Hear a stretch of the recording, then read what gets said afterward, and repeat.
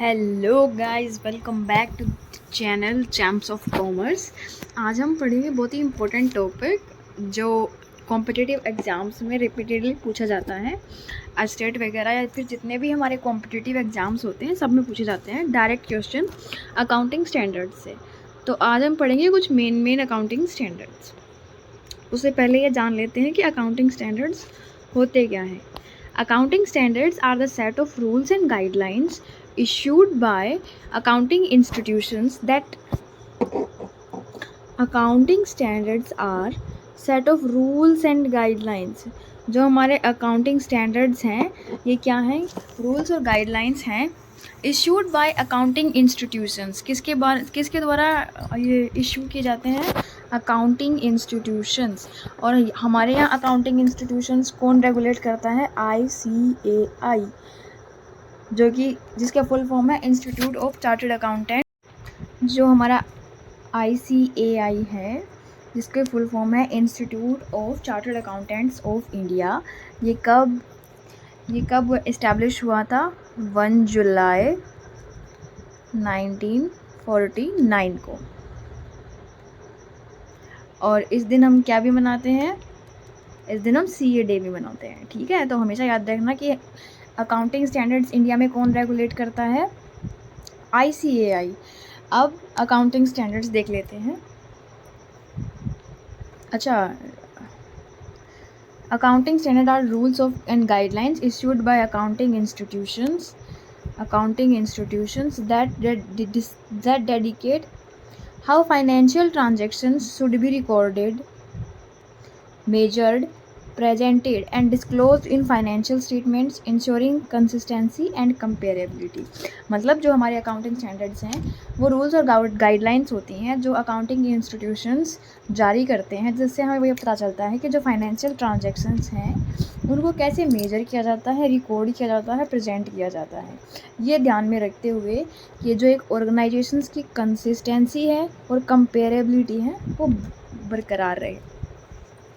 तो अब हम पढ़ेंगे कुछ अकाउंटिंग स्टैंडर्ड्स जो कि बार बार एग्जाम में पूछे जाते हैं। तो हमारा यहाँ है पहला अकाउंटिंग स्टैंडर्ड 1। अकाउंटिंग स्टैंडर्ड 1 क्या कहता है? Accounting standard 1 deals with disclosure of accounting policies. मतलब जो हमारा अकाउंटिंग स्टैंडर्ड 1 है ये बताता है कि डिस्क्लोजर होना चाहिए अकाउंटिंग पॉलिसीज़ का। अकाउंटिंग स्टैंडर्ड 2 किससे रिलेटेड है? वैल्यूएशन ऑफ इन्वेंट्री, कि हम कैसे वैल्यूएट करते हैं इन्वेंट्री को।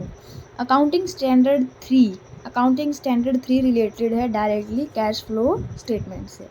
जैसे आप इसको ऐसे भी याद रख सकते हो, जैसे पहले में ये बताओ कि पॉलिसीज़ डिस्क्लोज करनी कैसे, सेकंड में ये बताओ कि वैल्यूएशन कैसे किया है इन्वेंट्री का, और तीसरा cash flow statement.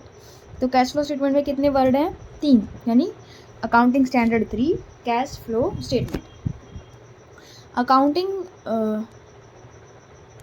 Accounting standard 6 जो है वो हमें बताता है डेप्रिसिएशन अकाउंटिंग को।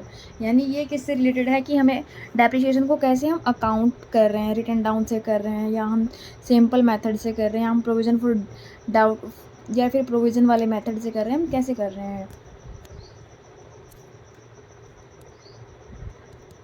नेक्स्ट है accounting standard 8। Accounting standard 8 is related to account for research and development. जो हमारा है research and development, accounting standard 8 है वो किससे रिलेटेड है? रिसर्च एंड डेवलपमेंट से। किसकी अकाउंटिंग? रिसर्च एंड डेवलपमेंट की अकाउंटिंग। अकाउंटिंग स्टैंडर्ड 9 किससे रिलेटेड है?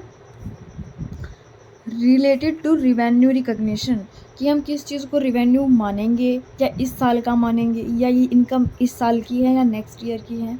तो ये सब कहाँ आता है? अकाउंटिंग स्टैंडर्ड 9 में, जिसका है रिवेन्यू रिकग्निशन।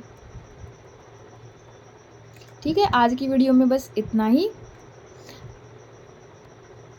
आई होप आपको अकाउंटिंग स्टैंडर्ड समझ में आए होंगे। इसका एक पोर्शन हम कल लेके आएंगे जिसमें हम बताएंगे कि बाकी बचे हुए अकाउंटिंग स्टैंडर्ड्स क्या क्या हैं और ये अकाउंटिंग स्टैंडर्ड्स और इंडियन अकाउंटिंग स्टैंडर्ड्स में क्या क्या डिफरेंस है।